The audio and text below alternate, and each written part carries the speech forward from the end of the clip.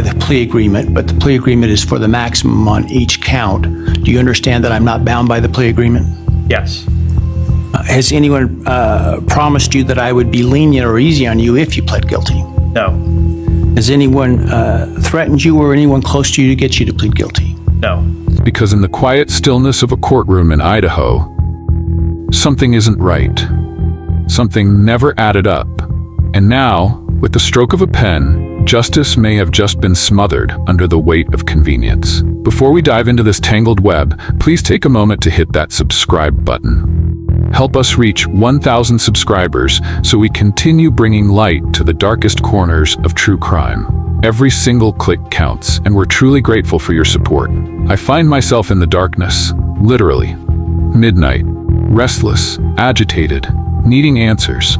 The Idaho 4 case has been called many things: horrific, tragic, unfathomable. But today, I call it propaganda. Let's be blunt. The plea deal that spares Bryan Kohberger the death penalty reeks of something far more orchestrated than justice. And before we go further, ask yourself this. If the prosecution claimed for months, years, that this man was guilty beyond doubt, why then did they suddenly switch gears at the final hour? What changed? Because justice shouldn't be a deal. It should be a verdict. Let's unpack this step by step. Late last night, I stumbled across a CNN article, and by stumbled, I mean metaphorically tripped, smashed my face on a rock, and woke up more confused than ever. The headline? Idaho prosecutors sought to spare the families by avoiding a death penalty trial. Really? This is the narrative now? That it's all about protecting the families? Because what I remember is Steve Goncalves, father of Kaylee, speaking out again and again, demanding the truth, demanding transparency, demanding justice. And what did the state do? They shut him out. He wasn't consulted. He wasn't informed. At best, he was brushed off with a passing comment. What would you think if we took a deal? To which Steve said, in no uncertain terms, hell no. And yet here we are. Meanwhile, the Chapin family, Ethan's family, say they spent tons of time talking with prosecutors. So much so, they always felt like this was the better deal. Pause. Why was one family extensively consulted and the other reduced to an afterthought? Why were the loudest voices for justice ignored and the most agreeable ones embraced?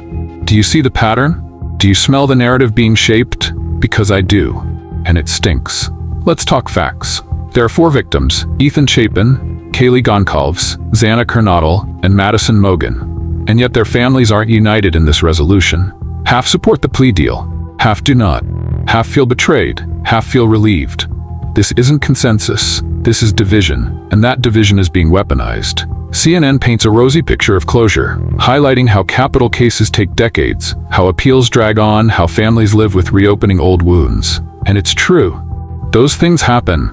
But every single family knew that going in. Every single family knew that the death penalty isn't instant justice. It's a long road, a brutal one. But some were willing to walk it. Some wanted to walk it. Because for them, the pain of delay pales in comparison to the pain of silence, to the pain of watching a monster slip through the cracks without ever explaining why. And that's where we are now. This article was more than just informative. It was manipulative. It pushed a narrative. It softened the edges. It framed the plea as mercy, not maneuvering. And look, I'm not saying Bryan Kohberger is innocent, let's be clear. But I am saying this. The evidence was shaky, circumstantial, fragmented, shadowed in doubt. The knife sheath, the Elantra, the phone pings, the Amazon reviews, all compelling, but none conclusive. And the prosecution knew that. That's why this plea feels less like justice and more like damage control. They couldn't afford to go to trial and lose. They couldn't risk that level of exposure. So instead of letting a jury decide, they made the choice behind closed doors. They spared themselves, not the families, not the public, themselves. So now we're left with questions. Questions we may never get answers to. Where's the murder weapon? What was the motive? Did he act alone? Was it really just him? And if so, why? Why these 4? Why this house? Why that night? Questions that once had a shot at being answered in court now linger like ghosts. The deal includes no requirement for Kohberger to explain, no confession, no closure. And sure, some may say, at least he'll never walk free. But what about the truth? What about the truth? You see, justice isn't just about punishment. It's about answers. It's about resolution. And for many, this isn't it. The families that were promised clarity are now forced to accept silence. And even now, as they prepare for sentencing, there's uncertainty. Will Kohberger speak? Will the judge demand answers? Or will this all end with the same silence it began with? We'll find out soon. But until then, let me ask you, was this justice or was this a bargain dressed as mercy? Let me know in the comments what you think really happened. It's done, they said. Let it go, they urged.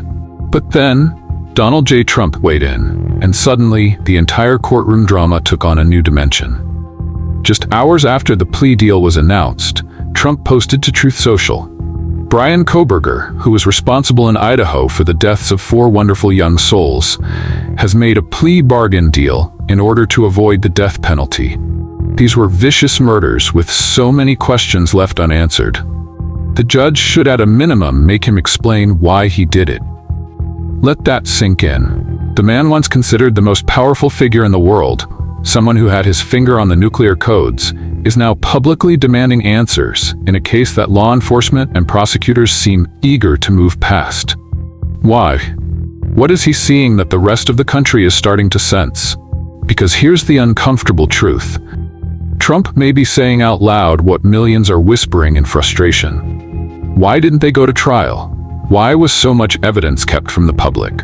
Why was the state so eager to cut a deal when they spent years claiming they were going to fight for the death penalty? The spotlight now turns to District Judge Stephen Hippler, the man overseeing Kohberger's sentencing.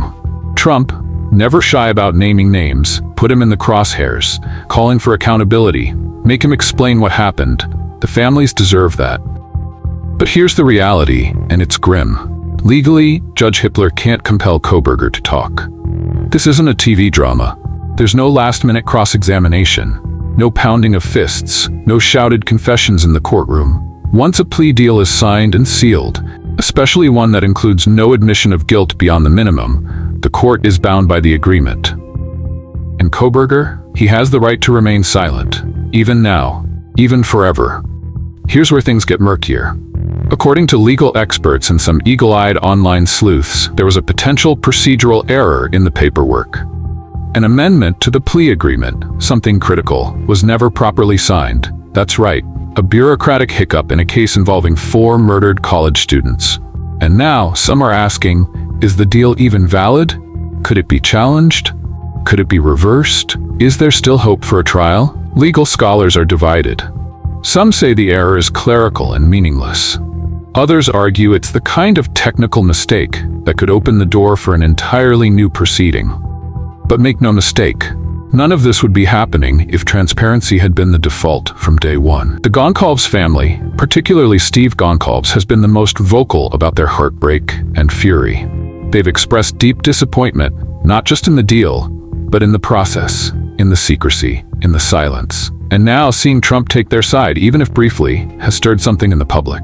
On social media, one user wrote, "I'm no Trump fan, but he's right. How does a man murder 4 kids and then just stop talking?" Another said, "This case was ripped from us. It was stolen behind closed doors." And maybe that's the most accurate sentiment yet. Because what hurts the most isn't just that Kohberger won't face the death penalty, it's that he may never face the truth. For 2.5 years, prosecutors swore they were going for the ultimate punishment. They built their case around it. They delayed for it. They told the families, "We're doing this for you." And then, at the last second, they folded. And not just quietly. They spun it as compassion, as if denying the victims their day in court was a form of mercy, as if silence was a gift, as if pretending this case is over will make the pain go away. It won't. Not for the families, not for the public, and certainly not for the truth. So, let's take a moment. Let's strip away the politics, forget the partisanship. What Donald Trump said about the lack of answers, about the need for the judge to demand an explanation, resonated. He gave voice to the rage that's been simmering. But here's where the reality bites. There is no mechanism to force Bryan Kohberger to talk, not in sentencing, not in appeals, not ever. Unless something changes, unless pressure builds. Justice is supposed to be blind, but sometimes it wears a university lanyard. From the very beginning, one name sat quietly in the background of this tragedy: the University of Idaho. It was the common thread between the victims: their home, their campus, their community. And yet, as this case unfolded, the university's influence began to quietly extend beyond education and into justice. Let's ask the hard question. Did the university have a say in the plea deal?